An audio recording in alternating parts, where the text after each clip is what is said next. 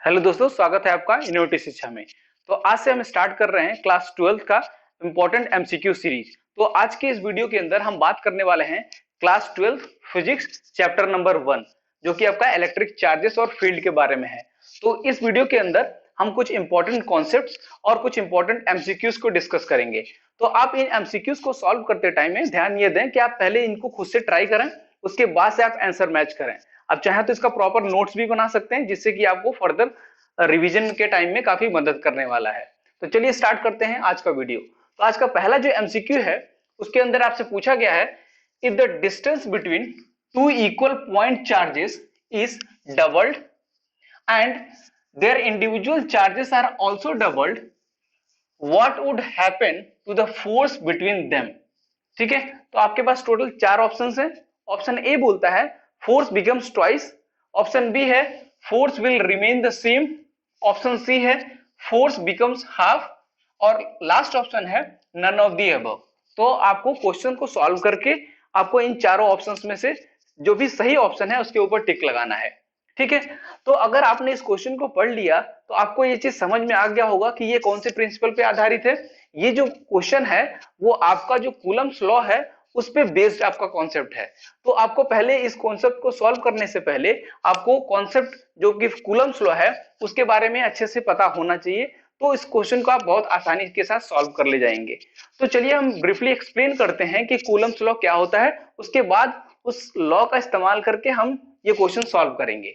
ठीक है, तो जैसा कि आपने पढ़ रखा होगा कूलम्स लॉ के अंदर, तो मान लीजिए कि हमारे पास दो पॉइंट चार्जेस हैं Q1 और Q2। ठीक है, जो कि r डिस्टेंस पे हैं, यानी आपके पास दो चार्जेस हैं Q1 Q2 जिनके बीच का जो सेपरेशन है वो r है। ठीक है, तो कूलम्स लॉ क्या बोलता है, यानी इनके बीच में जो इलेक्ट्रिकल फोर्स होगा, वो इलेक्ट्रिकल जो फोर्स होता है वो डायरेक्टली प्रोपोर्शनल किसके होता है, यानी इनके जो चार्जेस के मैग्नीट्यूड के डायरेक्टली प्रोपोर्शनल होता है। तो Q1 Q2 यानी electrical force is directly proportional to the product of the magnitude of this two charges. ठीक है, और इनवर्सली प्रोपोर्शनल किसके होता है, distance square of the distance between these two charges. ठीक है, इन दोनों चार्जेस के बीच का जो सेपरेशन है उसका स्क्वायर कर देंगे तो इसके इनवर्सली प्रोपोर्शनल होता है। ठीक है, और जो इलेक्ट्रिकल फोर्स होता है it acts along the line joining the two charges. ठीक है, तो यही आपका कूलम्स लॉ है। अब अगर आप इसी लॉ को कंबाइन करके लिखना चाहें तो आप ऐसे भी लिख सकते हैं Q1 Q2 upon r square. अगर आप प्रोपोर्शनलिटी साइन हटाते हैं तो आपको एक कांस्टेंट ऐड करना होता है जो कि K Q1 Q2 upon r square, जहां पे K की वैल्यू जो होती है आपके पास 1/4 पाई एप्सिलॉन नॉट। तो अगर आप इस वैल्यू को यहाँ पे सब्स्टिट्यूट करेंगे तो क्या हो जाएगा 1/4 pi epsilon naught Q1 Q2 upon r square. तो ये आपका कॉन्सेप्ट है। तो ये अगर कॉन्सेप्ट आपको पता है तो बहुत आसानी से आप इस क्वेश्चन को सॉल्व कर ले जाएंगे। तो चलिए हम इस कॉन्सेप्ट को अपने इस क्वेश्चन के अंदर अप्लाई करते हैं, उसके बाद देखते हैं कि हमारा आंसर इसमें से कौन सा सही होने वाला है। ठीक है, तो चलिए इस क्वेश्चन को अप्लाई करते हैं। अब आप देख रहे हैं इस क्वेश्चन के अंदर क्या बोला जा रहा है,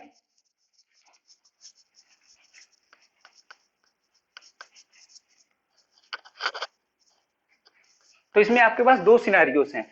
बोल रहा है कि if the distance between two equal point charges is doubled. तो हम पहले ये मान लेते हैं कि आपके पास दो इक्वल पॉइंट चार्जेस Q हैं, इनके बीच का डिस्टेंस R है। ठीक है, तो इसके बीच में इलेक्ट्रिकल फोर्स क्या होगा, अभी हमने पढ़ा, तो क्या हो जाएगा 1/4 pi epsilon naught Q into Q यानी Q स्क्वायर हो जाएगा अपॉन R स्क्वायर। ठीक है, तो ये जब दो पॉइंट चार्जेस r डिस्टेंस पे हैं तो इनके बीच में लगने वाला इलेक्ट्रिकल फोर्स आपका ये हो जाएगा 1/4 pi epsilon naught Q square upon R square. अब देखिए आपसे क्या बोल रहा है, अब ये बोल रहा है कि the distance between the two equal point charges is doubled. यानी अब क्या किया जा रहा है कि यानी ये दो जो इक्वल चार्जेस हैं इनके बीच का जो डिस्टेंस है उसको डबल कर दिया जा रहा है, यानी 2r कर दिया जा रहा है। और क्या बोल रहा है, and their individual charges are also doubled, और जो इंडिविजुअल चार्जेस हैं इनको भी डबल कर दिया जा रहा है, यानी इसको जो Q था उसको 2Q कर दिया जा रहा है, और इनके बीच का जो सेपरेशन है उसको भी ट्वाइस कर दिया जा रहा है। ठीक है, तो अब आपको बताना है कि इस केस में जो इलेक्ट्रिकल फोर्स है वो कितना होगा। ठीक है, तो चलिए इस प्रिंसिपल को अप्लाई करते हैं।